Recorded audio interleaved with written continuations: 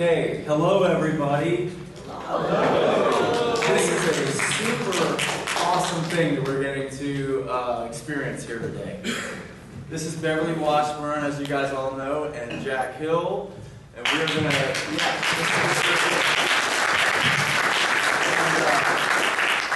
and I'm Shane Morton. If you know me, I have not prepared anything for this. I do what I do, and we're just gonna have an organic conversation about art and how things are made, and we'll open it up for you guys and let you guys ask good, pertinent questions. We'll shut it down if you guys start asking stupid questions. Or like Jack says, the best kind of stupid. But I'm such a fan. I came prepared.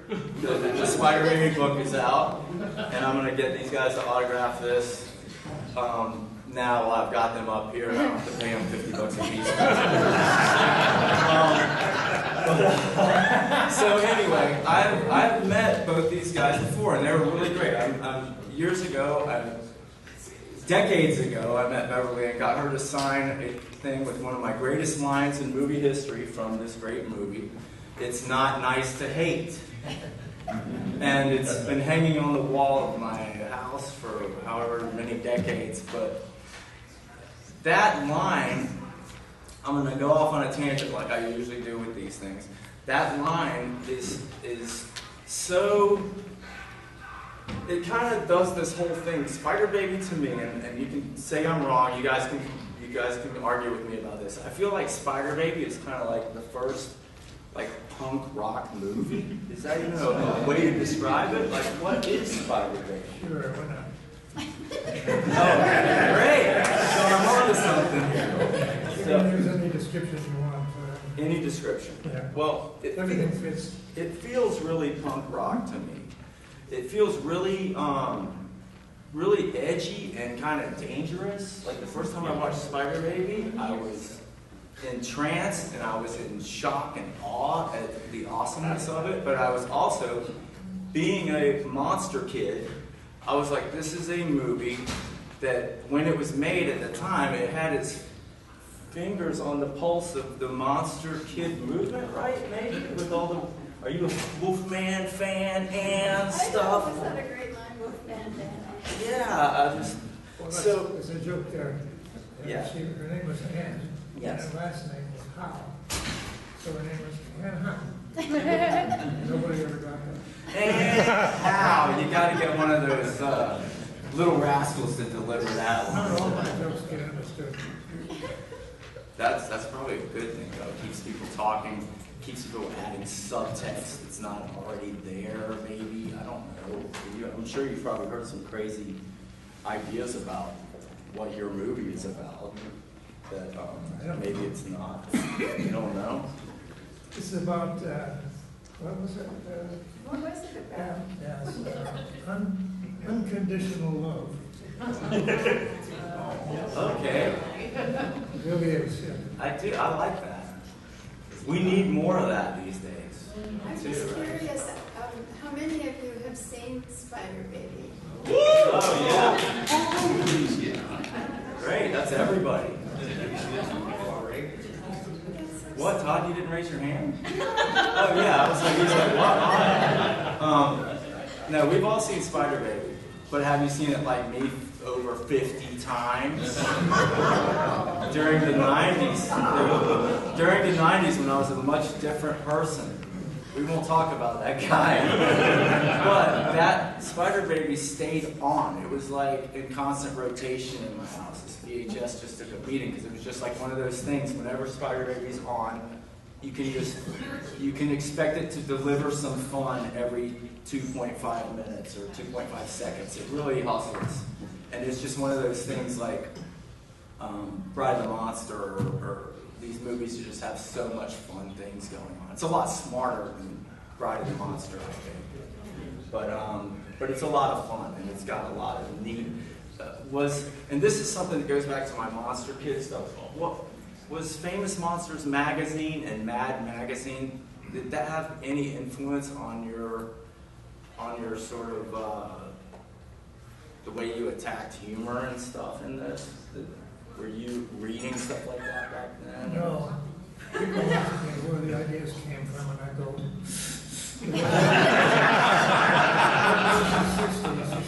Yeah, it was like me in the 90s. So maybe there's something there. And there's a few little innuendos throughout that some people catch and some don't. But like when at the dinner table when he says there'll be a full moon tonight, because that was his dad's face. Yeah. Well, you have to be familiar with all the Universal horror movies, which I was very familiar with because I saw them all when I was a kid. Yeah, and I'm sure everybody here gets that stuff, the love of those Universal. I'll tell you something funny about that. Okay. When we were casting, we wanted to get Lon Chaney for the part, and his agent wanted too much money. He just didn't have the budget for it, so I said, well, let's try John Carradine. I came from this Dracula. And so we told the agent, just happened to also represent John Carradine. So I asked him, 5 minutes later, we got a call back, Lon will take it. Great. Well, no wonder nobody knows agents. yeah. Well, thankfully that happened because I would say that this is arguably Lon Chaney's greatest work. Is it Junior's greatest work? Sorry. It very well might be his greatest work. Well, like the scene where he had to cry, those were real tears. Yeah, he was actually crying. Yeah, I'm sure he was. Because of the way you looked at him, you know?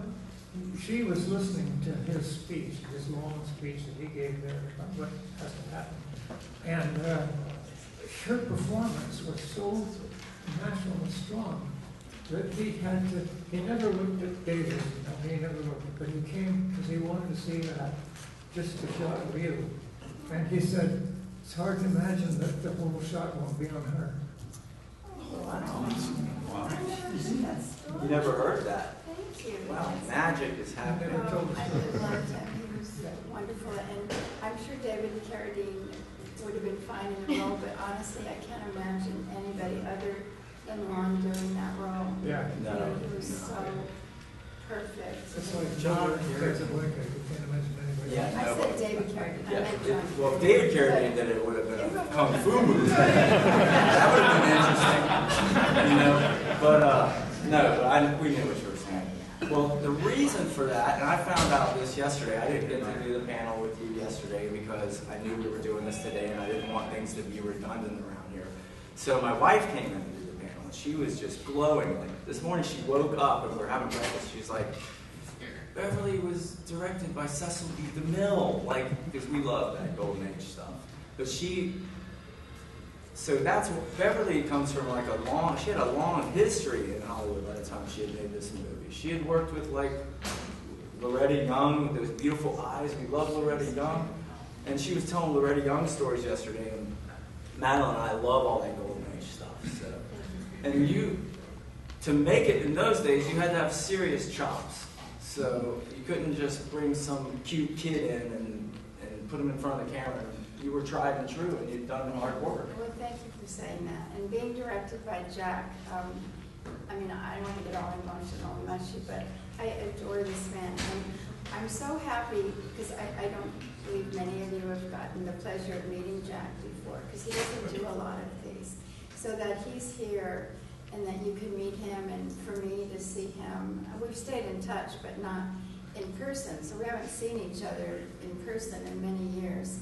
And I was so excited to know that he was going to be here. And then he also directed Sid Haig and me in another movie, Pit Stop. And my brother George was also in that movie. And that was a wonderful, fun movie. And working with Jack was just an honor. I was so thrilled when he cast me in that because I didn't think I had gotten the part.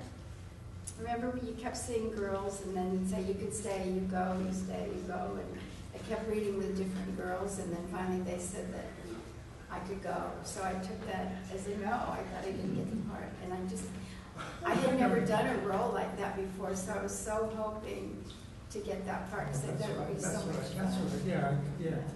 That's what sometimes with actors, you know, they get into a certain kind of type casting, and you give them something different. and they come up with a performance that nobody else would have done. Who was really familiar, you know what I mean? Yeah, I'd love to do that with actors. It was really fun. The saddest thing is that, you know, it kind of sat around for a long time. And what makes me sad is that Jill, who played Virginia, Spider Baby, she was amazing. And we all got along so well. And Lon Chaney loved being Bruno. I think that was probably one of his favorite roles. And what's sad is that neither of them lived long enough to see the popularity of it now. I mean, I just wish so much that they could still be here. And Sid is gone too, which was a horrible loss. He was so amazing. But at least he got to see how much people love Spider Baby. But Ron and Jill passed away too soon to see that. And that's... There's a lot of mystery about Jill's thing too. Like people are like, they want to know more about her because she was such a strange character in the show. But like, but yeah, so that is too bad. I can talk about that. Okay, good, because I'm curious. And we're interviewing actresses for that particular role, and she just came in. She was actually underage, so we had to pretend that she was 18, otherwise have to get a schooling. And but she just had the right look, and we weren't quite sure because she never had experience in it. But she just said, she said, what else she said? I don't know, but the words she said, oh, yeah, I'm fun to have around. I'm fun to have We looked around. at each other, and just the way she said that, you know, a lot of fun to have around. Wow. and so it just seemed perfect. And the miracle was that here's an actress, 17 years old, never done anything, but she must have had some preparation, right? Putting her together with an actress who's had 40 years of experience by that time, starting as a child, and they just played off of each other. She was And great. that really was worked. what just really worked. They just fired at each other. It probably helped her a lot to have you there. You guys were like pretty tight on the return to Well, production. we were all very close. It was, you know, typically, as I mentioned yesterday, for those of you who are here, doing a film, it's usually like 3 months, and we did what, was it 13 days? Something like that. 12 days. 12 days. Fit everything in really quickly, so, you know, it would have been nice to get to know each other even more, but we all just clicked, we all loved each other, and it was, and you mentioned something about taking a few liberties. There were a few more liberties. Remember the house? You can tell them about how you found the house. I found the house. I don't remember. Somebody knew where it was, and we looked and thought it was right. But it was a vacant. Yeah. And then we didn't get permits or It's a anything. vacant house. And it looks like it's all alone, you know, but that's just a camera trick. It was right in the middle of the neighborhood. And, Off the Hollywood Freeway, right? yeah. Yeah, because typically when you do that, you have to get permits and stuff to shoot. Well, We didn't. See, that's what I was saying. I don't know if the word is punk rock, but like it's like this sort of ethos that like bleeds out of every frame of this movie. You can feel it. You know, these guys were taking risks. So I always had this idea that Jill was some wild kid from the Sunset Strip kind of thing. Like maybe that's where she got her weirdness from. She had done acid with the Doors or something. I've got this amazing backstory that I created myself for the mysterious girl. But like, so she comes into set and like you said, I'm a lot of fun to be around. She would. Yeah. I was like, okay, you're hired, kid. She wasn't hired just then, but we're all looking at each other when she said that. And she was dating Don't. Marlon Brando also. Wasn't she dating Marlon Brando? Later in life, yeah, she did some TV and she did a couple of like features, not big things, but she was Marlon Brando's lover for quite a long time. And she was killed in a car accident, and her funeral, he was there, and they told me he stayed after everybody left. Oh. Wow. That is So I want to talk about one of my favorite performers in the movie.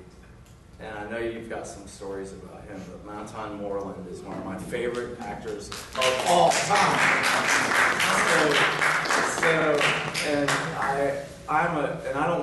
I know this is a talk about Spider Baby, right? I'm not gonna like drag Jack Hill through the jungles to talk about some other movies and go on and on about how he helped create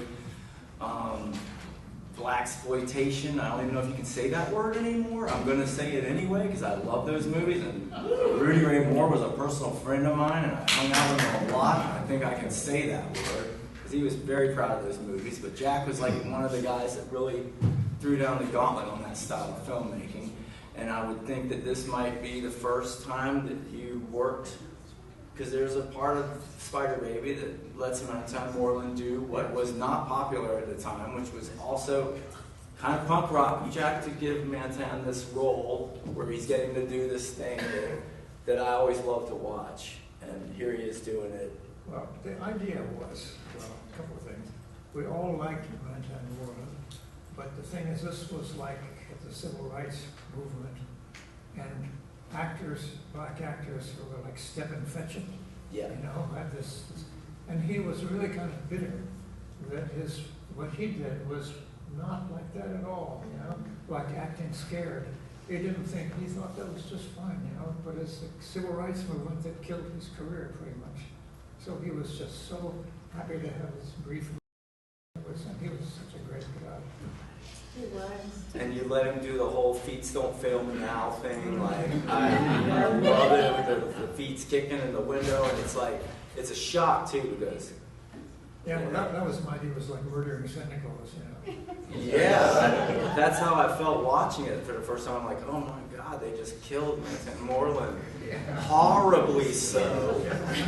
I'm like, we're like 7 minutes in the movie. I was like, what am I in for? Yeah, that was the idea. It's a surprise, you know. You would never expect a comedy character like that. Yeah, it's like murdering Santa Claus. Yeah, to die so horribly and viciously, and in such a way that must have left such a scar on poor young David Lynch's brain because he stole that shot from Blue Velvet. Did you ever notice that? You never saw Blue Velvet? Oh, it's really good, and it steals your shot from the beginning of Spider Baby with the ear. Yeah. So that was I remember I had seen Blue Velvet before I had the opportunity to see Spider Baby, and I jumped off the couch, and I was like, David Lynch stole that shot from Blue Velvet. I don't know that he ever saw it. Oh, of course he did. Yeah, he was into strange and psychotronic cinema and stuff. You know, you watch Eraserhead, there's shots from Glen or Glenda that he picked up on. Oh, and then the scene where Virginia ties up Uncle Peter in the rocking chair. Wasn't that your rocking chair? my grandmother's rocking chair. It was an antique and it all broke to pieces. That was so bad, right? It's probably because it has years of people being tied up in it. Your grandma might have had something going on with the rocking chair. But he brought But that that's from home. yeah. With the budget you had to like. Right. Were you guys doing that? Bringing props? You're wearing like some of your own wardrobe to pull this off? Like, the only thing that was really kind of unusually expensive was the car. It was Yeah, that was a cool car. what kind of was can't remember the name of The one that Bruno was. yeah, it was like Nora Desmond's car or something, right? Like it would be something that DeMille would have rented for a. And the price for renting it was exactly the same as the minimum price for an actor. Yikes. Wow. Well, it leaves an impression, you know. But you Did know they didn't know that Sid Haig was going to be crawling around in it like a leech. Yeah. Right? Okay, so what were you going to say? I forgot. I'm sorry, I'm having a senior moment. What was I going to say? But something about that I thought was so cool that they did was the lighting and the music. I think that added so much. Like when we were at the top of the stairs and they did the lighting in the back of us, and it was kind of eerie. It was all that classic Universal horror stuff. You're getting the chance to like let these lighting guys go, okay, we're gonna do some German expressionism in here. You guys were all like film school guys. You knew what you were doing, The right? cameraman was a very funny cameraman. Al Taylor is a Welsh from Wales. Yeah. He had done a lot of very good work. And, he loved this. He just really wanted to do it because he thought it was going to be really fun. And then the studio was the Alpha Omega studio. It's not a big famous studio like Paramount or MGM or anything. And so that house, which was so perfect for, you know, what the storyline was, inside it had been vacant, so it was all broken down and everything. So they had to build a set. So we filmed it at was that Pasadena or Glendale, where Alpha Omega Studios were. It was a small studio, but I thought it was really, I think it was in Glendale, yeah. the sets were quite good that matched. You know, but I'll tell you a funny thing about that.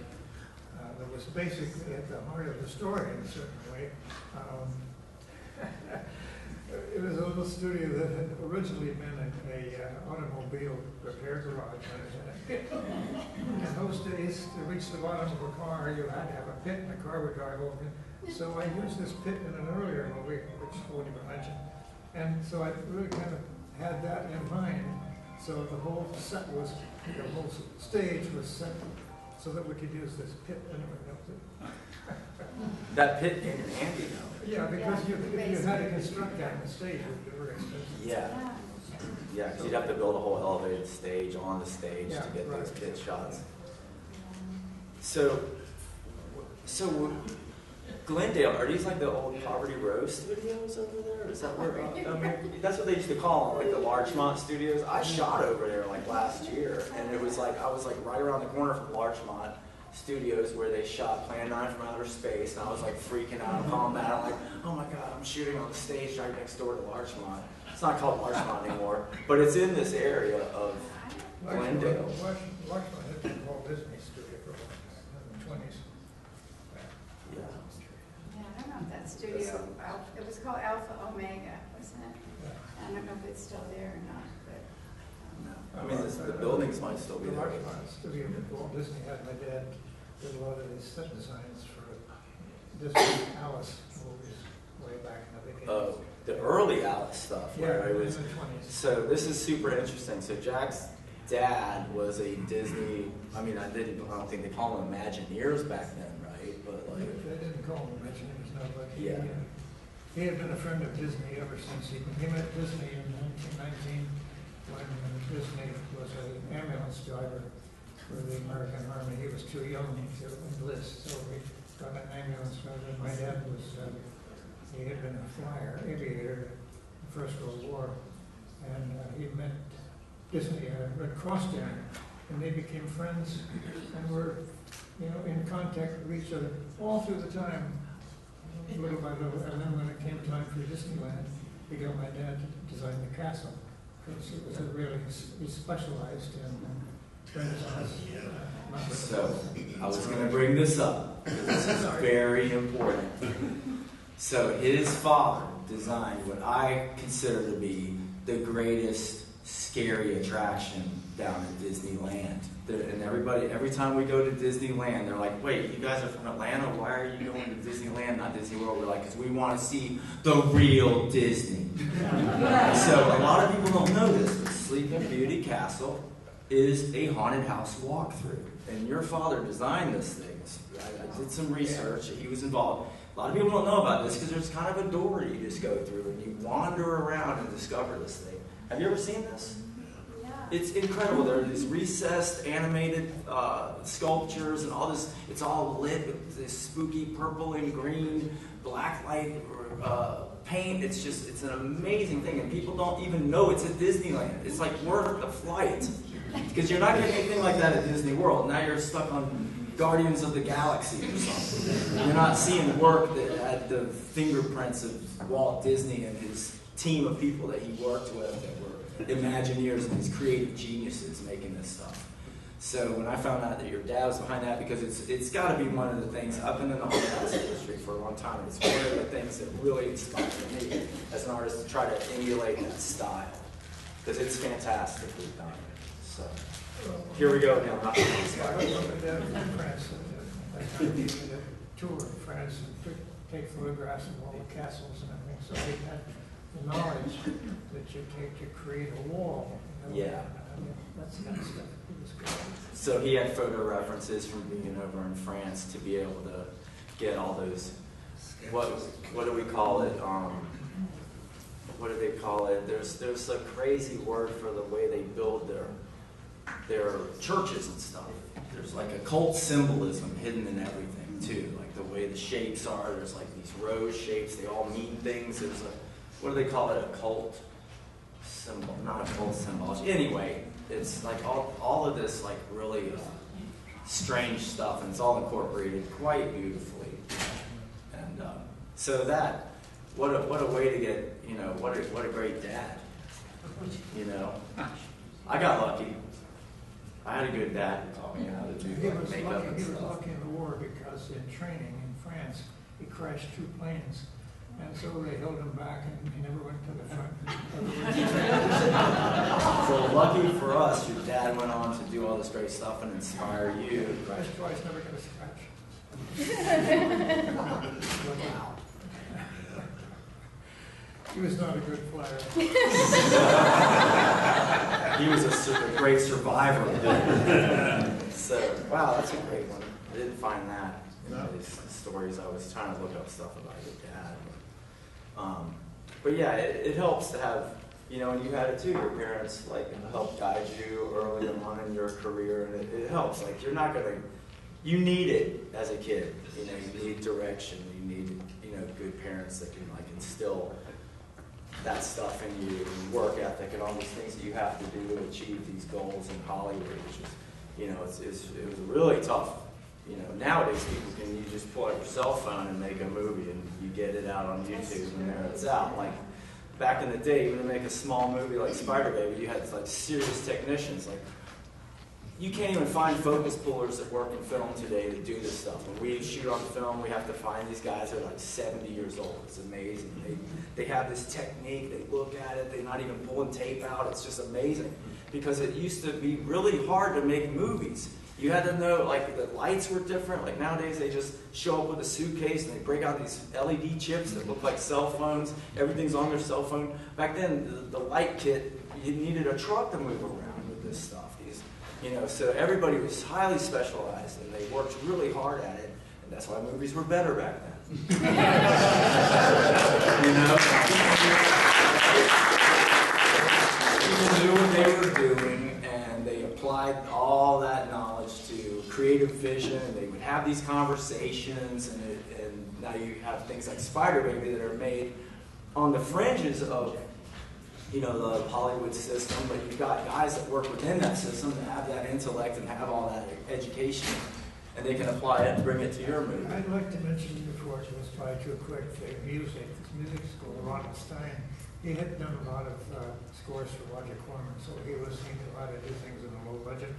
And we screened the movie for him, and he just loved the movie so much. I mean, we could never afford it otherwise. And so he went to Mexico City to record it with the orchestra there.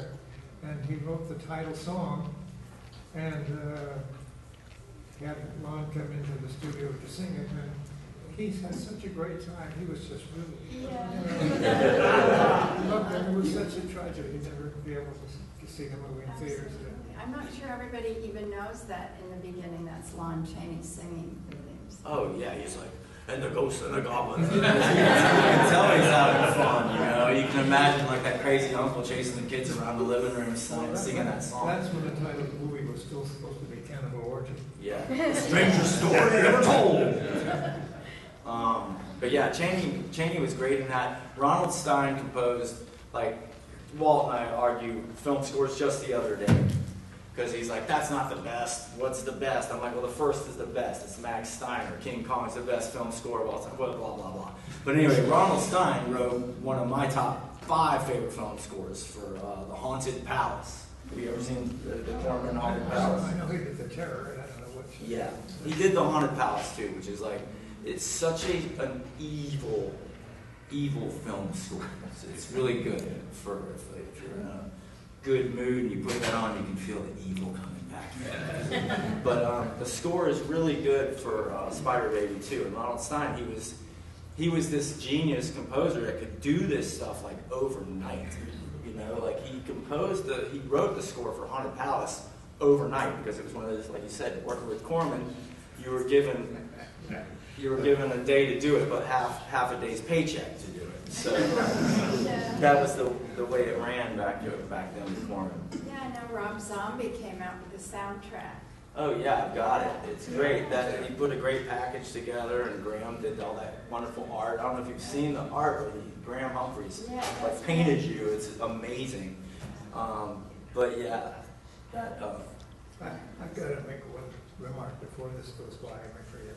Okay. The biggest laugh in the movie was that one where you toured the camera, looked into the camera. That wasn't scripted. That was a mistake, yeah. Yeah, I didn't know the camera was still rolling. Didn't know the I camera. made that stupid face. But the movie's so campy that they left it in. Oh, wow. It's really quick, isn't it right? It's great though. I thought you guys were like doing that to break the fourth wall, and I thought that was just one of the things that happened because this movie's so whacked. That was not scripted. That was whacked. But I didn't know that the camera was still rolling. So, Oh, wow. But then, the first time I saw that, I was cracking up because I had no idea. The that best you were moment gonna in the movie leave is it. when she didn't know the camera was moving. Alan Funt watched that movie, and he created a whole TV series called "You're on Candid Camera." That he tried to emulate that shot in every episode. Oh no, I'm making this up. But it is one of those. It's a magic moment in a movie that's full of magic moments. Yeah, it's just such a fun film. I'm so amazed. And several years ago, I got invited to do, it was a Western-related convention. Because Old Yeller's not really Western, but it has that kind of feel. Yeah. And then I did the Lone Ranger and Wagon Train and Texan and that, so I got invited to this Western convention. So it was in a little town called Laughlin. So everybody, you know, that came, they were all Western fans. And so they had a banquet dinner. And all the people that were there, they were all really nice. They looked like right out of Central Casting, because they're all wearing the big belt buckles and the cowboy hats and the cowboy boots and the Western shirts. So after dinner, this guy came up to me, and really cute guy, looked just like a cowboy. And he goes, "Howdy, man. I wanted to get your autograph." And I said, "Oh, okay." And he goes, "You're in my favorite movie." And I thought he was going to say Shane or Old Yeller or the Lone Ranger or something. And I said, "Oh, okay. What was that?" And he said, "Spider Baby."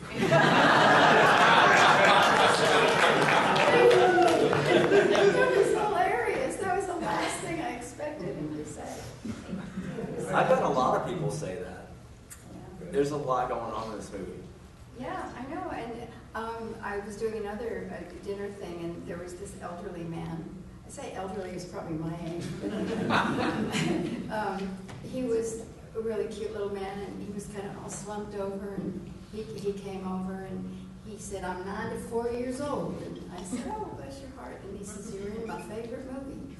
And again, I thought he was going to say Old Yeller or whatever. And I said, "It's Spider Baby." I was taken aback. They didn't expect that. And I said, "Spider Baby, really?" He said, "I play it every year on Halloween. I have my neighbors over. We sit and watch Spider Baby." That is awesome. I know. I love that stuff. A lot of the reason this movie has stood up the test of time is it is a very sexy movie. I mean, am I crazy? Or just does different things turn me on? I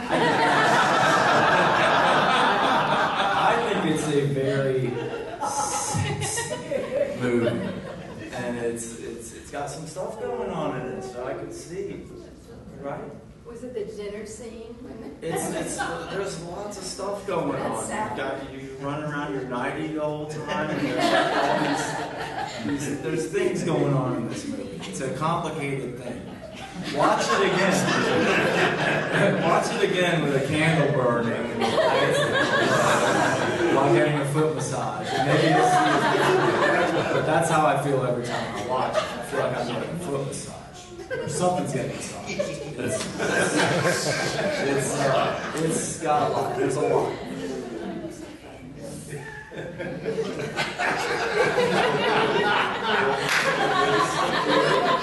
I'm just working here, sorry. Okay. Maybe you're familiar with, but he was a very heavy drinker at the time, and that was one reason he wasn't getting hired very much. And but he stayed on the wagon on this, so I thought, every day, and one time we had to do some retakes very late in the day. It was time to go home after he had already had late after lunch, and he was not quite there. It turned out that every day he had oranges he would suck on in the afternoon, and they were spiked with mushrooms. But it never interfered, right? He would come right back to set, and he always knew his dialogue, and never didn't affect him. Just enough to get him going. Yeah. That's a sneaky move. What is it with these actors hiding dope in their fruits? Because I'm going to tell a funny story, it's not connected to that, but this must be a thing that goes on. I just worked with an actor who will remain unnamed. It was when we were shooting off for the Larchmont Studios, and he kept running away with these apples. And he'd come back and it smelled like weed and stuff. And I'm like, what? At one point he looks at me and he gets on my face, he goes, I didn't take enough mushrooms today. This is a very famous actor. And very respected, believe it or not. I usually don't work with respectable. But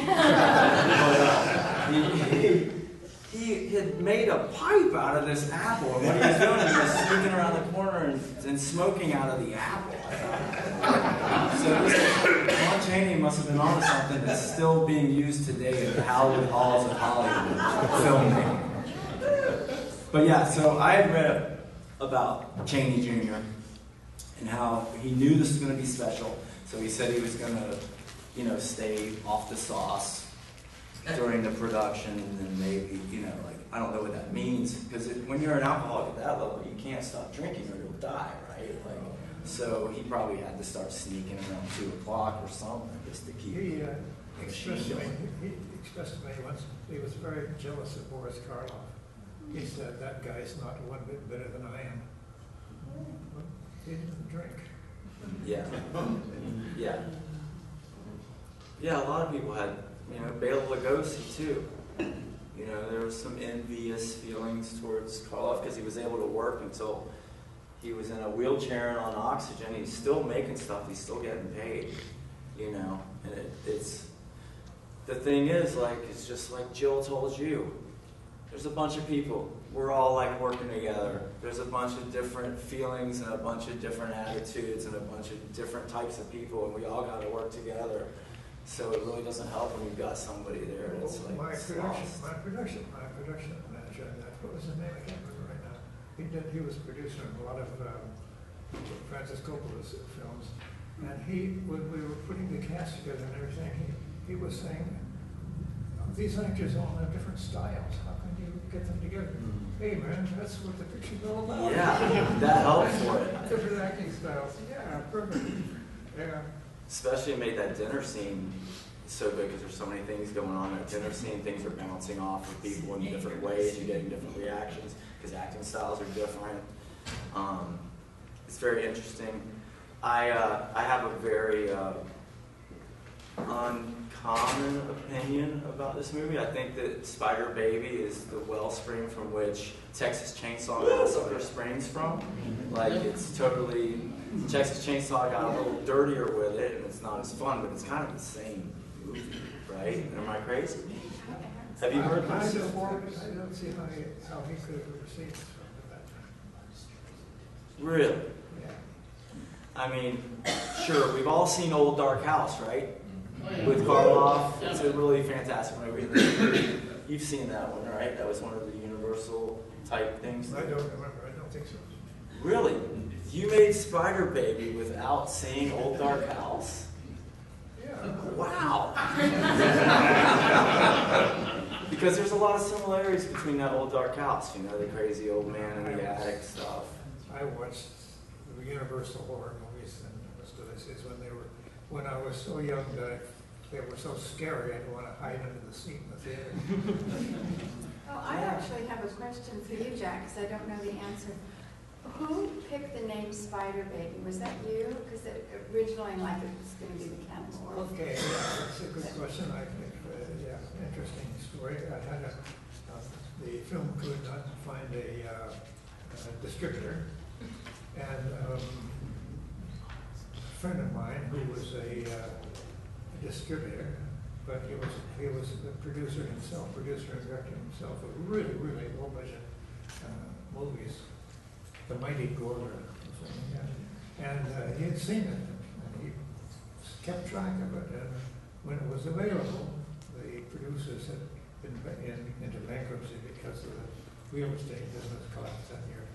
And so he acquired it, and he gave it the name Spider Baby. Oh, Wow. Yeah. David Hewitt, a really, really smart guy. Okay, just a quick anecdote, I don't want to take too much time. But the movie was just totally in limbo and lost, but he kept track of it all those years. And when it was sprung out, he acquired it, and he, let me see, what was it he did? Yeah, he just, well, I guess that's David Hewitt.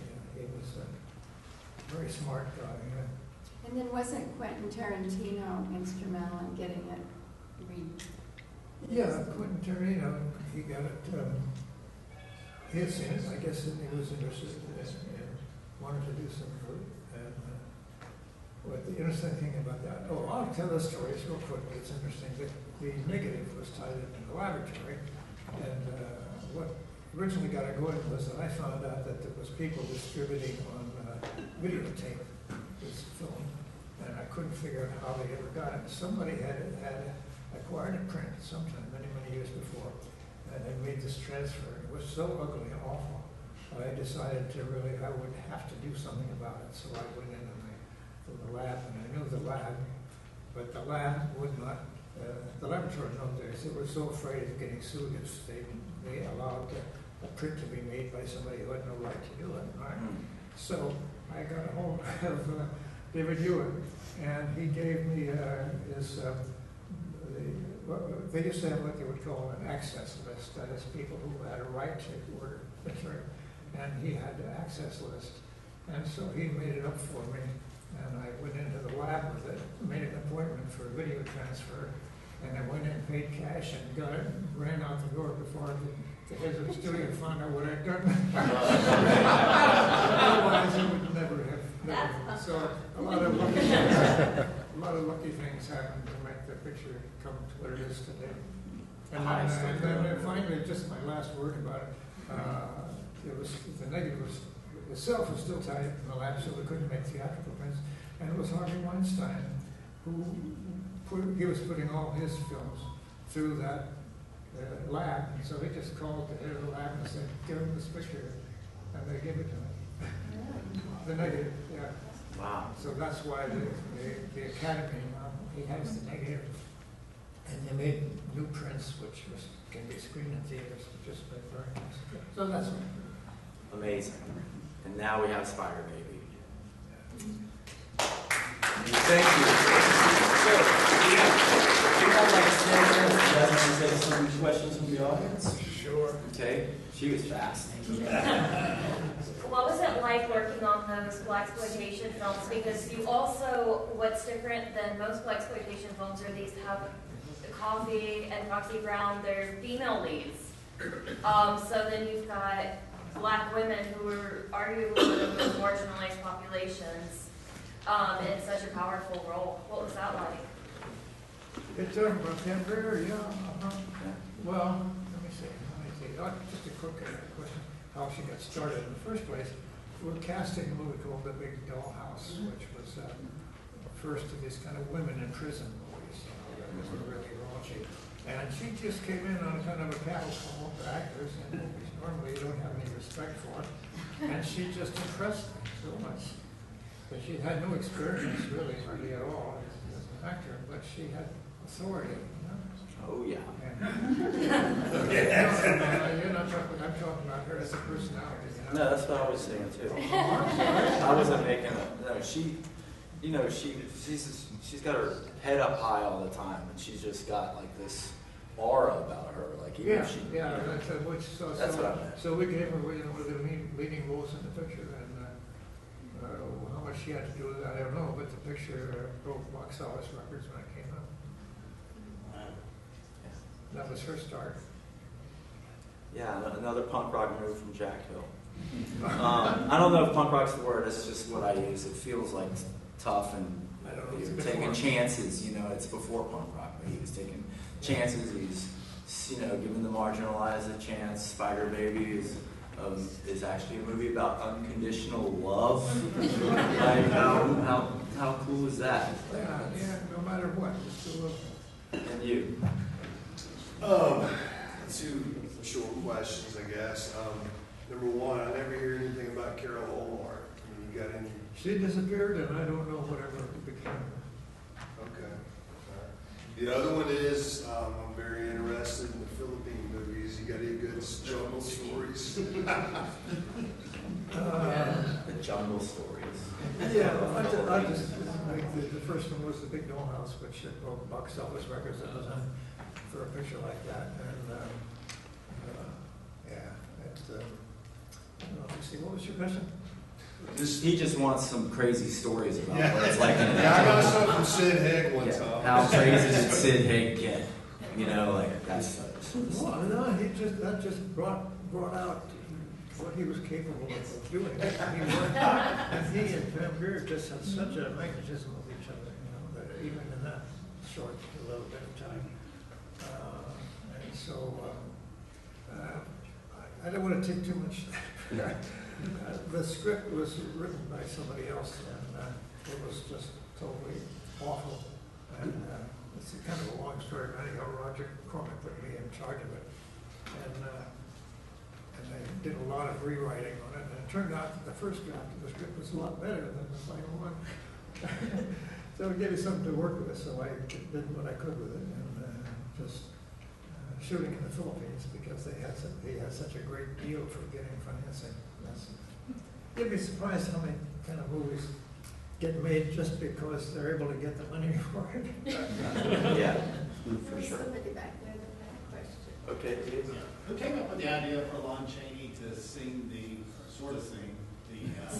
Oh, that's singing. theme of Spider-Man? Yeah, that's a composer. Ronald Stein, that was his idea. Ronald Stein, yeah, I knew him because he'd done scores for a lot of some of Roger Corman's pictures. And he just loved the movie so much, that he was just really excited and wanted to really do something with it. So he came up with that idea, and I thought it was a great idea, and Lon Chaney just had a great time doing it. So I have a question about that. Does that recording, is that before Zachary like Dinner with Drac, or was that stuff happening at the same time? Was the horror boom, was the shock rock horror thing happening before Ronnie Stein came up with the idea to do that song? I don't know what you're talking about. So Zachary the Cool Ghoul, he was a disc jockey. He was like a horror host that also put out rock and roll albums. They were a lot of fun, but they all sound like the theme from Spider Baby. Basically, it's like. So I was always curious about that. I don't know. I love that song. Yes. I got a question. The spiders in the movie, did anybody get bitten by a tarantula or anything like that? Yeah, yeah. I'll tell you a little bit about that. They had what they used to know as animal wrangler. Animal wranglers would work with horses or dogs or cats. But I knew this very unusual animal wrangler who actually could work with tarantulas. And he got him, and he did it, and the tarantulas did what he wanted them to do, and it was just one of those wonderful accidents. Well, one of the tarantulas kind of overacted. Seed-stealing tarantula. You gotta watch out for those guys. So was he doing the thing, how they blow through a straw to get them to change direction and stuff? Is that how he trains them? I don't know, all I know is that they did what he wanted them to do. I don't ask questions about it. Yeah, it's like, I'm not going to tell this tarantula how to act like a tarantula.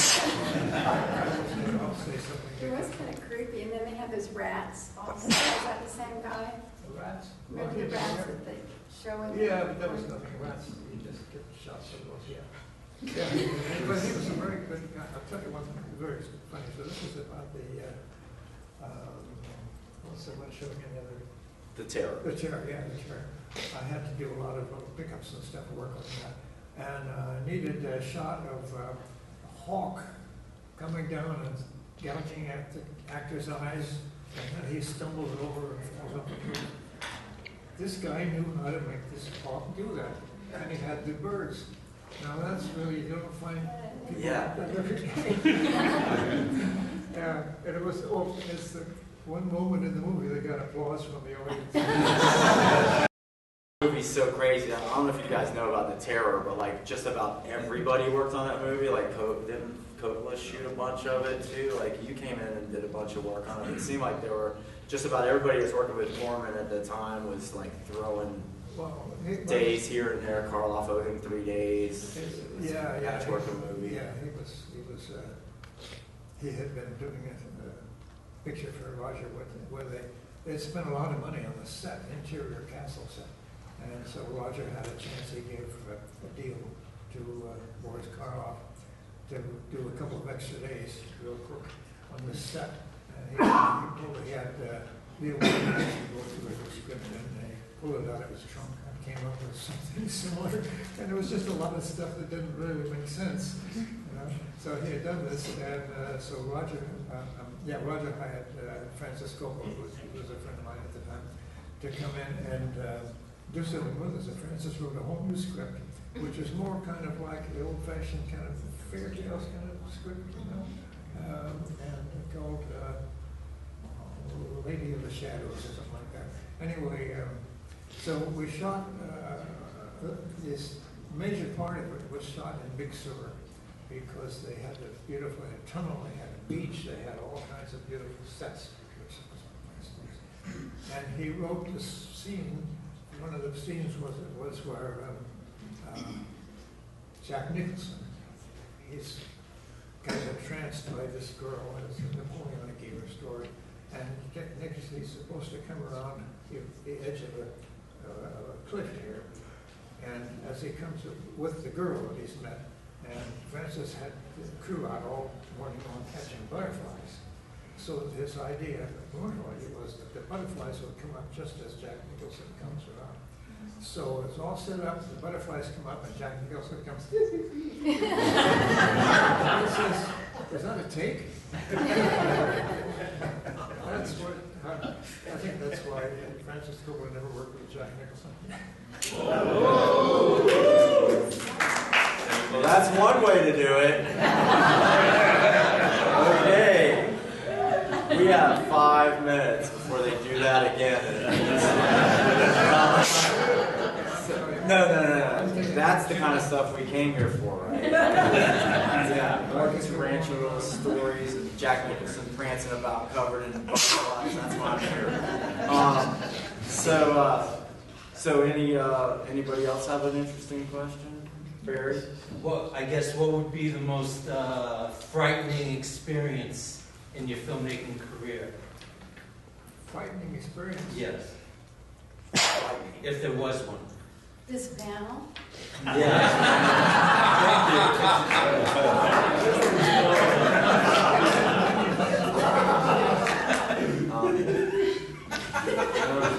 Beverly, do you have a story? Most frightening moment? And not. No, not frightening. It wasn't frightening? No. There was nothing frightening about. No, the Spider Baby wasn't really frightening for us because it was so campy and just so bizarre and fun. And Sid didn't scare you at first. I've been asked that before, no, but I mean, he was amazing. Because It was he's so very sweet. hard. Oh, he was was the the best. sweetest. It was very hard not to laugh, like at the dinner scene when I'm putting his bib on him. Yeah. The Jerry Lewis thing. It was amazing, and that salad, that was perfect. It wasn't they serve the salad and it's a big clump of grass. Yeah, what was that salad? It was like stinging nettles. You guys were the characters have been collecting them. That was Great nice. art department work all over Spider Baby. There's a lot of fun. Sometimes the low budgets help because it forces you to come up with stuff that otherwise you wouldn't have thought The of. local- We had this conversation just last night. Orson Welles said an artist without restrictions can't make art. So there's something to that. And we see a lot of that, like what you said, out of all these amazing movies that you've done. And this is the one that the 94-year-old cowboy. I thought it was going to be Shane. Yeah, I know. And no, it's Spider Baby. Yeah. My grandkids love that Spider Baby. Children like this movie, it's kind of a family thing. It's an Addams Family movie. It's a family movie. I feel that way about it, Because it's funny too. I mean, it's campy and we kill people, but kill people. In a nice way. Yeah. In a funny way. Slasher. Okay. Okay, what do you got? Did you, I assume that all the figure eight racing, all the crashes and things in pit stop were just stock footage, but did you go to any figure eight racing? Did you see anything, that seems pretty dangerous, sort of It radical was, thing. I'll tell you briefly where that came from. But that was in pit stop. No, it was not stock footage. That's It was all shot by me and a couple of other people with handheld cameras in various spots on the racetracks, and we spent 6 weeks and 6 weeks of shooting, and then we cut the most craziest accidents all in one piece, which would never happen in a real race. In a real race, when cars wreck, they hold down the race, Yeah. But we have cars wreck, nobody does anything about Do it. they still have figure eight car races? Figure eight racing, yeah. Anybody familiar with that? Yeah. It's totally insane. Crazy. It's a figure eight track, so when people come to the intersection, they invariably It's crazy. have a problem. That's, It looks that's, incredible, so I'm glad to hear that it was. yeah, well, Corman was like big into that stuff. Like, right? That was his He thing. had never heard of it before. I thought he was into it and that he had a sports car and that's how the whole thing happened. Who's giving me this information? Damn those guys at Psychotronic magazine. Corman had absolutely nothing to do with it other than paying the cost. Really? But for those of you who've seen Pit Stop, Ellen McRae if she was billed as Ellen McRae, who later became Ellen Burstyn. That's Didn't how realize that Peter she Bogdanovich became came to famous. the screening of Pit Stop. First time he saw her, and then he used her. She became a big star. Yeah, I mean, Oscar winning and Yeah. wonderful, but started in Pit Stop. Wow. Anybody else? What was the worst part of making Sorceress? The sword and sorcery Oh, it thing. was just a nightmare to the extent that I'd rather not even mention it. We're not supposed to talk about sorcery. Sorry. On a level of worseness, it's like over the top, Okay, let's get another question to wash that one out of our mouth. What do you got? I know that all the directors who worked with Roger Corman at the time, historically, I guess they had watched the films of like Bergman, Kurosawa, and all that. Was that the same for you, or basically who influenced you as a director? No, I guess the only influence on me as a director was all the great Warner Brothers movies of the 40s. Yeah, my dad worked at Warner's at the time, art director, so I saw them. And, yeah, that's the only influence. Basically, okay, the two things. Okay, basically, there's two separate people who really told me what gave me the good advice. Okay, first one was Dorothy Arston, who was like during the 30s and 40s the only woman director, and she said the only crime is to bore the audience. And the other one was let me see, Roger Corman. his secret was something has to happen, never real. And real is 10 minutes. Okay. So That's good advice. I followed that advice. That's good advice. Okay. Anybody else with anything? What about you? Just a quick question. So what did you, the family's curse, did you base that on, like, say, like a Poe Lovecraft or anything, or was that just kind of just built into the script? Oh, the Mary syndrome's real. Somebody invented it now.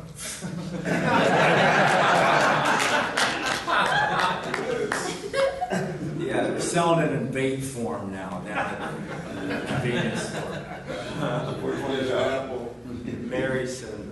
No, I mean, that is a good question though. Like, was it like a Poe thing, or did you just thought it was just a funny, weird I already thing? just told you where it came from.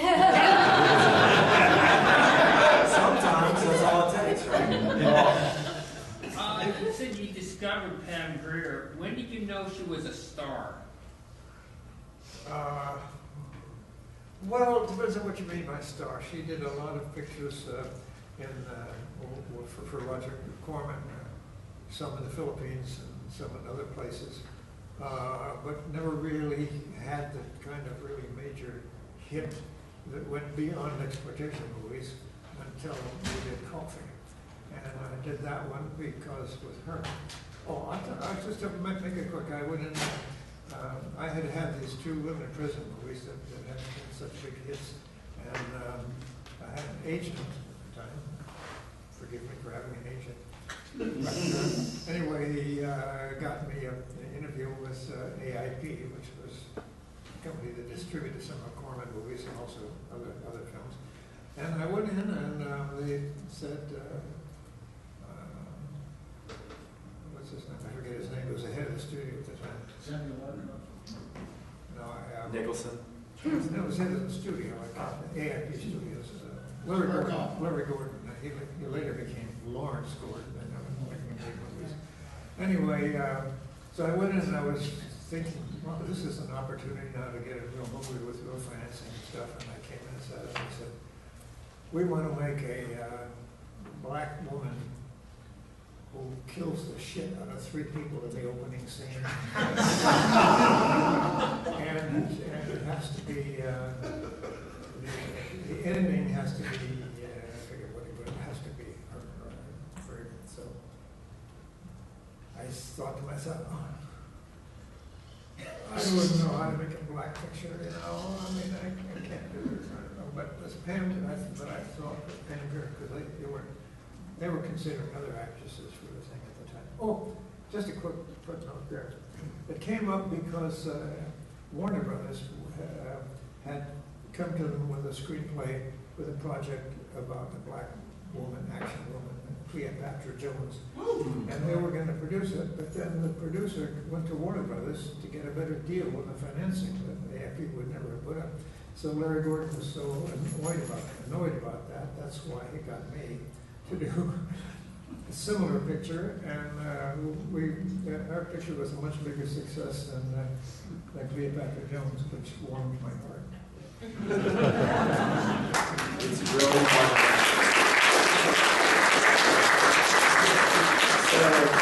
So I think that's it. On that note, it is really hard to make movies and to get things done and to get a nice group of people together that are able to bring an artistic vision like this one to life. So I thank you, Beverly and Jack, for doing this thing, because it's going to live forever. This movie will live forever.